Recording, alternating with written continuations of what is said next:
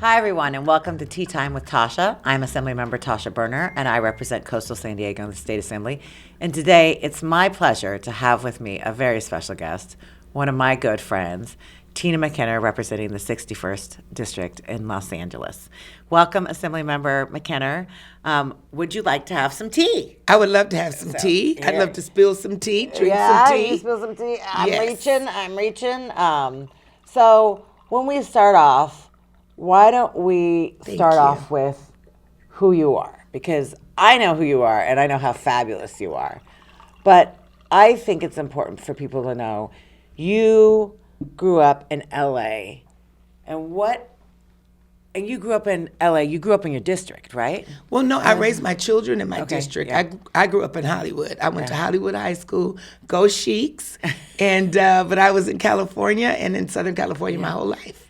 And so what do you think people need to know about the LA and Southern California you grew up in versus what we have now? Well, it was so nice. You saw children playing outside, the ice cream trucks going up and down the street. You know, that was a place where there was the first McDonald's. Like my family's from Texas, so there were no McDonald's in Texas. And where I grew up was really, really, truly diverse. Yeah. It was a diverse community. My mother was in television, my dad motion pictures, behind the scenes, by the way.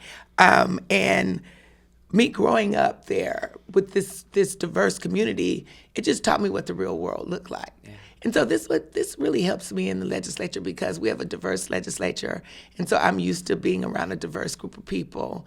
My mother also, while I was there in LA, taught me about being fair. Mm. Even when I went to, in elementary school, I went to Wilshire Crest Elementary School. And my mother just taught me about being fair. Be nice, be kind to people, and be fair. Yeah. And that taught me that fair is not a color. Because growing up with diversity and fairness is not a color, it's the person's heart. And Tasha, you're very fair. Oh, Tina, you might be my favorite guest so far. Everybody else is going to have to step it up.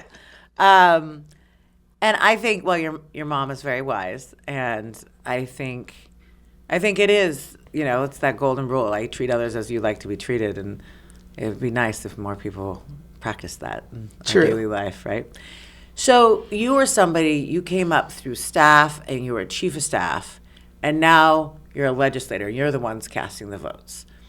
What is the one thing you didn't expect from your time as the chief of staff, and now being on this side? What is something you didn't expect? Maybe something you like or something you dislike or one of the things is all of those caucuses. As a chief of staff, you don't have to go to caucuses. Oh. Like, you don't have to caucus with people. Like, you send your member to caucus, you remind, and I used to work for Autumn Burke, so it's like, Autumn, member, it's time for you to go to the women's caucus. It's time for you to go to the black caucus. And now we have the progressive caucus, and so it's a lot of talking and a lot of caucusing. I like them sometimes, but you know. A lot of talking. A lot of talking. And we get good things done. We do. We do get good things done. Well, and also, we are the ones that have to cast those hard votes. Yeah. Like, when you're a chief of staff, you're giving recommendations. Mm. I have a great chief of staff, Terry Chance, and he gives me all kinds of recommendations. So we give great recommendations as chief of staff. But as the member, you have to make that deciding vote. Mm-hmm. And it's difficult. You know that. Like, we take our job seriously. Yeah. And if I cast a vote, I'm going to make sure I'm doing the right thing. So those votes are hard. Yeah. So I would say that's the big difference. Yeah. I think that's a really, you know, I wasn't staff, so that's interesting to hear that perspective from a chief saying, I make the reco, and you're the member, and you're casting the vote.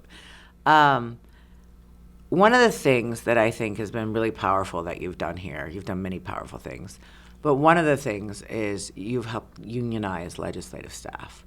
Why was that important to you? And why did you push for that? And what did that fight teach you about power in the Capitol? Well, the first job I had was at the Department of Social Services, and that was a union job. I worked for LA County. I also worked for LA County Office of Education. Those are union jobs. I was in management, and we had so many tools. we had all our rules and regs in one big binder where if something was happening, you needed to discipline your staff, the rule was there. You just had to open up the book and look at it and do what they said. And then you call to your, what we call rules, to your HR. We had so many rules and so many safeguards for employees and for managers that when I got here as a chief of staff, I thought, where in the world did I land? Because we don't have those types of rules. No, we don't. Here in the Capitol, and so it just seemed kind of wonky. The rules were wonky. One, if I wanted to discipline one staff today, and maybe 6 months down the line wanted to do it, I might get a different answer. Inconsistently. It's hard to hire people. It's also hard to hire people, give them a raise, and so I thought this would be a great opportunity to, when I came back, to unionize the building. This is one reason why I ran for office too, to come back and help my employees and the members. If we unionize, it's really good for members as well because they'll have rules and regs to follow, and it's great for staff because they'll have a voice and they'll have more rights. And so I thought that I just had to do this. Yeah. What did I find out about power? Power doesn't always want to be unionized. And so that's what I found out about power. It's like, power's like, we're going to unionize other things, but I don't know about us. Yeah. But we did it, and I'm very proud of the Assembly and the Senate for that. I was very happy to co-author that bill. Thank you. And obviously being in LA, the Olympics are coming to LA, and you're the chair of the Select Committee on the 2028 Olympic and Paralympic Games. And this is like a huge moment for California and a huge moment for LA. What do you want regular Angelinos to feel and experience when 2028 comes? I just want them to be excited. Be excited about seeing all these athletes from all over the country. I remember in 1984, I was 19. In 1984, and when the Olympics came to LA, and the town was just on fire. I mean, people, you could see the happiness. You could see, we saw them carry the baton through the streets, just the excitements of competition and bringing all these people together. Because I think that sports brings peace. People play together. They, they travel here to the United States, they compete with each other, and then we'll just have people from all over the world. I'd also like to see some $28 tickets for our community. Yeah. So that's something else I'd like to see. I think we have to talk to them about that. We need some $28 tickets, right, Tasha? $28 tickets, not $2,028 tickets. $28 tickets. Yeah, that's what we need. And I feel like there's going to be festivals and parties and block parties all over LA. So please come to LA and join us. Well, you might have been 19. I was 11 in 84. And She had to bring that up. Well, I mean, I was still alive. Some of our colleagues weren't even born I yet. know. Thank God you were alive. I know. I was like, you should just be happy I was alive. But I remember watching it on TV. And I grew up in Riverside. So we weren't even LA, right? Riverside County.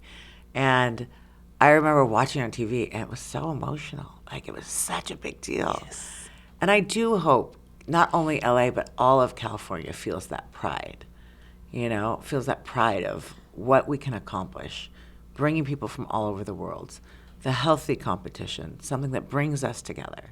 I think you said it really, really well. Yeah, and then, what's your favorite sport? I love gymnastics. I'm going to definitely see gymnastics. Yeah, I love gymnastics. Swimming. I love swimming. We have to go see the women play flag football because that's really huge. I was looking forward to soccer. Soccer's good. Yeah, soccer's good. Soccer's good, but we have to see women play flag football. That's going to be so exciting because, we have so many women here in the legislature. Yes. Well, maybe we'll have a flag football game and compete against from North and South. For those of our viewers watching, we have legislative sports teams, and people forget that they were not born yesterday, and somebody always gets injured at the end of session. This is true. And so I do not play sports ball. So no flag football for Tasha. I will be a great cheerleader, and I'll probably do offense on defense cheers. That's my specialty. Is not knowing which side is which. So, but you can teach me. I'm teachable. You're teachable. I'm teachable. And when we go watch the women, because I'm seriously, this is history.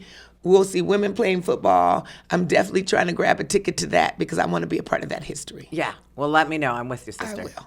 Okay. And on a personal note, you are a mom, a new grandmother, and a major legislative leader. When you think of your legislative leadership, how does being a mother, a grandmother, and your sense of family play into the way you think about policy and the kind of California that you're fighting for? Well, I think about my little beautiful grandson, Cooper. He's gorgeous. He's 2 years old, and I want him to grow up in a safe California. I want him to grow up where there's equity, where everyone can be successful here. We want to see, when I think about housing, I want to make sure that people can keep a roof over their head. They can have the American dream, which is what, like housing, a great job where you could take care of your family, health insurance, a great education. We want great public schools. It's great if you have money and you could go to private school, but I went through public school. Me too. My kids went to public school. Mine did too. So great public schools, making sure that consumers have good rights, that corporations are not preying on consumers. And so those are the things that I take with me when I'm looking at legislation. A simple piece of legislation I did last year was to make sure that landlords provide a stove and refrigerator. Oh, my landlord was so pissed. Good. Yeah. I love that. But it's crazy. They were anyways, it's a long story, but they were pissed. They're like, we have to provide stoves and refrigerators now. I was like, you already provide a stove and refrigerator. Like, you were going to do it anyways. It's crazy to ask me as a renter to move with a stove and refrigerator. That's crazy. Right. Yeah, that's crazy. Right. I mean, and that's basic essentials. Yes. And so when I think about young people, my kids are older. They're like 38, and I can't remember, sometimes 36 and 38. And they're one of them is still renting, and so when you're looking for an apartment and it costs $6,000, $7,000 to move in. By the way, I paid $6,000 down on my first house. Yeah. $6,000 or $7,000 to move in. You're a very smart investor. Oh my God! But I'm old too, Tasha. You don't look a day over 50, my friend. And then they're asking these kids to give them $7,000 and buy a stove and refrigerator. That doesn't make sense. And so when I'm thinking about legislation, I'm thinking about things like that. How does young people make it in California? Yeah. And I also think it's important when I agree with you on all those things. One of the things that I think about as a mother also is healthy environment and healthy places for people to play. And one of the things I think shocked me when I came into the legislature is just realizing how inequitable healthy playgrounds and open spaces are in the state. There are some places that we have them and some places that don't. It's true. And it kind of follows the line of poverty and equity in the state. So we're going to go on to rapid fire. Early bird or night owl? Night owl. Yes, you and me both. Yeah, we like to stay up. Yeah. I come to visit you in your district. Where are we going? What's your go-to place in your district? We're going to the Wood on Market Street, the Wood Barbecue House. It is fabulous, great music, great drinks, and great food. Oh, there we go. Podcast or playlist? I better say podcast. You can say playlist. And Tasha, spilling the tea with Tasha. There we go. Yeah, there we go. Tea time with Tasha. What is your biggest, this is like one of my favorite questions to ask people because I had no idea about it beforehand. What is your biggest pet peeve in meetings? People talking too long. One person, like if you have a meeting of 10 people, one person cannot start talking or asking a question and the question goes on for like 10 minutes. People talk too long. Get in there, say what you need to say. You know I'm not long-winded, Tasha. You get in there, you say what you have to say and get out. Yep, I agree. And if you could solve one problem with the stroke of this pen right now, what problem would you solve? The cost of living. Cost of living. Thank you. Everything is just too damn high. Yeah, everything's too expensive. Everything. It is, and we have to do better. We do.